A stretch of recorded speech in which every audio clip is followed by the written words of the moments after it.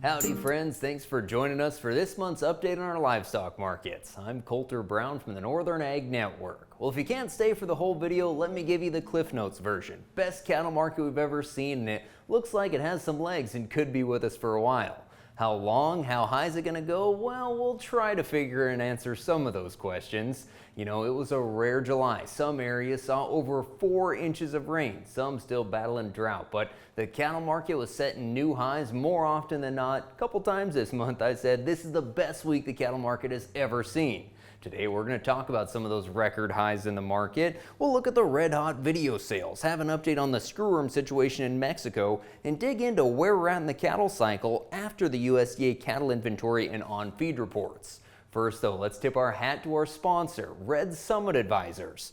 You shouldn't have to guess whether your PRF insurance is set up right. With the PRF coverage from Red Summit, you get real-time access to every acre, every drop of rain, and every update 24/7. Pull up your map, see your eligible acres, and track how your coverage is performing, all in plain English. No need to wait for those year-end statements. Whether you got 400 acres or 40,000, Red Summit's agents are going to run through the numbers to find the strongest policy setup for your land using historical data to see the rainfall trends. You'll see how each option compares before you commit any dollars. Red Summit's PRF experts aren't going to disappear after sign up. Whether you've got a question in March or want to check your indemnity figures in July, they're just a phone call away. Visit redsummit.com/northernag to see 3 policy options for your operation instantly. They'll connect you with an expert in your area to get PRF coverage for 2026. Be sure to check it out before the December 1st deadline. Well, the cattle market started July at record high levels, and we were braced for the other shoe to drop. You know, usually after the 4th of July, we see some demand weakness, and that typically leads cattle prices lower. And box beef prices did come down, but the cattle market took off, as C.W. McCall would say, like a rocket sled on rails. It was new records across the board. We'll get into the whys, but first, just look at the trajectory this market has been on. It's been impressive. You know, at the start of the year, we were asking if feeders could get to the 300 mark. Well, they hit that and just continue to set new highs, got all the way to 341 on the September contract. You know, it's been great for the guys that have calves to sell. Those with some price protection already in place have been paying margin calls like you can't believe. For the live cattle, they've been surging higher as well. Available supplies are smaller than a 40-hour kill week, which is creating some strong competition. Comparing to the last report, you can hardly notice that live cattle dropped $5 to $6 on the last day of July. The feeders fell 7 to 9, but still we're talking some major gains in the last 2 weeks. Beef demand does remain historically strong, even though we have seen a small pullback. The choice box beef cutout dropped more than $30 from its highs not long ago. So packers are awash in red ink, and they're looking to reduce the processing pace, back up cattle as much as they can, and stabilize prices. Also, with the seasonal trend of fed cattle supplies and the big carcass weights we're seeing, there's some price risk here over the next 6 or 8 weeks. Don't be surprised if the cash backs off into September before rallying into the 4th quarter as those supplies begin to seasonally tighten.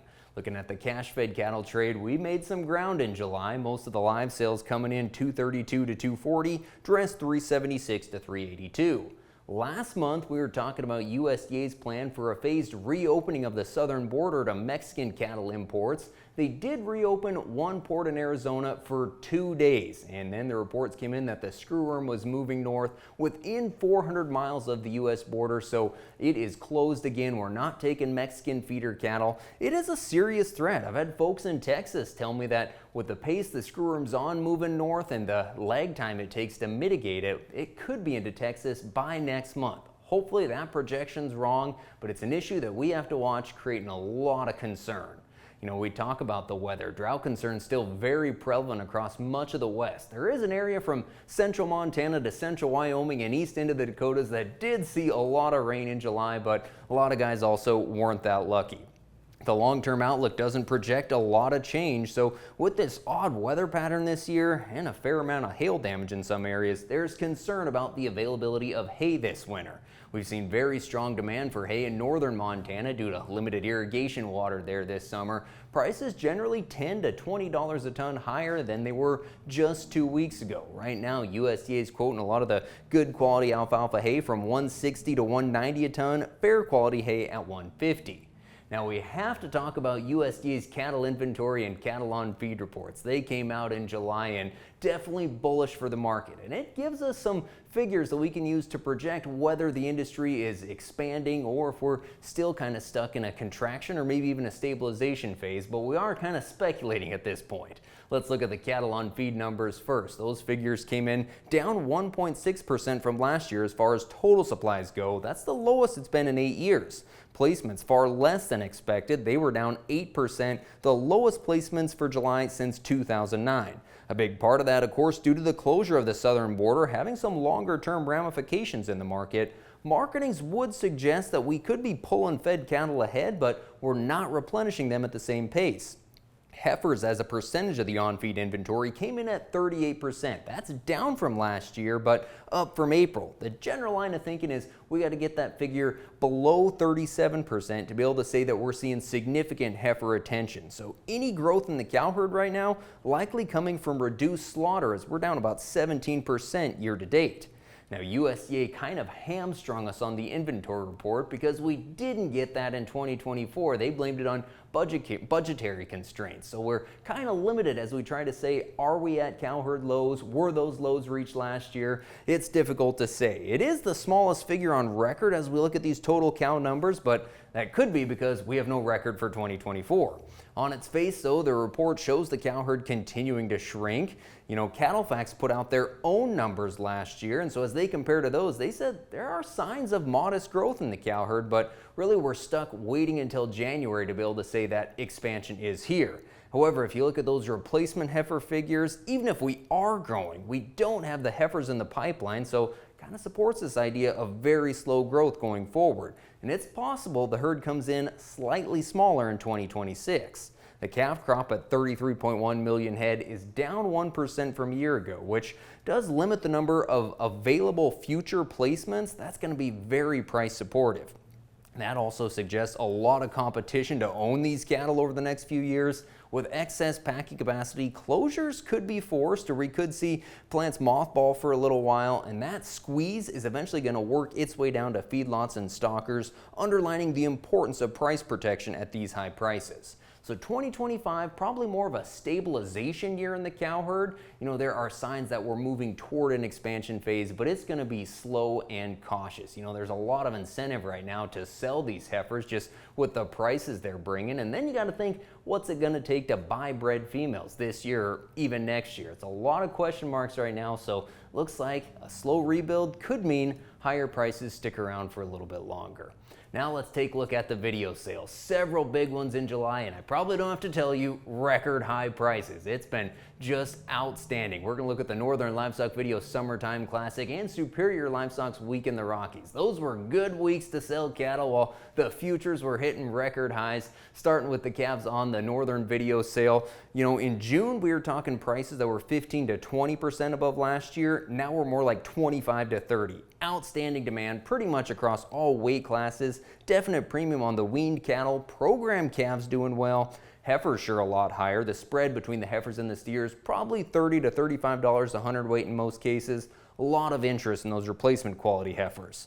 A lot of yearlings have been selling too, and they've met some strong prices. You know, you got to think these 8-weight yearling steers, $316 up to $338. 9 weights, $286 all the way to $315, and demand for heifers there too. Both 8 and 9 weight heifers selling in a pretty tight range, $293 up to $316. So a lot of demand. You know, I got curious looking at these numbers. How far has this market come? So I picked out one weight class, live 5-weight steers, delivering in October, coming off the cow. In the Northern Video sale, they averaged $437. That's 97 cents above last year. But what about 5 years ago? If you compare back to 2020, those light 5 weights delivered in October brought $1.61. That's a 171% increase in 5 years, $275 a hundredweight more that those steers are bringing. Probably doing the math, that's $2,300 a head or close to it. In 2020, we were selling those steer calves for $850 a head. So it's been an impressive run for sure. You can see the schedule of the upcoming video sales that are still to come here in August. Now flipping over to our local auction yards, of course it's mostly just cull cows and bulls that sell in July, and they stayed steady on the price, steady at some of the highest levels we've ever seen, I might add. A lot of those slaughter cows, they'd come in from probably 150 to 170, some a little higher, some a little lower, but easily bringing $2,000 to $2,200 a head. Bulls mostly 185 up to 210. Some of those big bulls will pound out to more than $6,000 a head. Closing out with the lamb market here, not quite as rosy. The demand just hasn't been as strong, and July we do start seeing more lambs hitting the market, so that weighs on the price as well. I'd say comparing to June, probably down $5 to $10. You can see how those prices compare to last year's sales, a little higher in Newell, a little lower in Billings, but by and large we're talking these 70-pound lambs selling $220 to $230, 80-pounders $204 up to $235, and the 90-pound lambs $195 to $219. Demand's still pretty good on the used. They bring 85 to 95 cents. Call that steady to a little higher than last year. Well, summarizing the report here, it's easy. This is a great cattle market, best it's ever been. And considering that we're not really in an expansion phase yet, the highs in this market are still probably in front of us.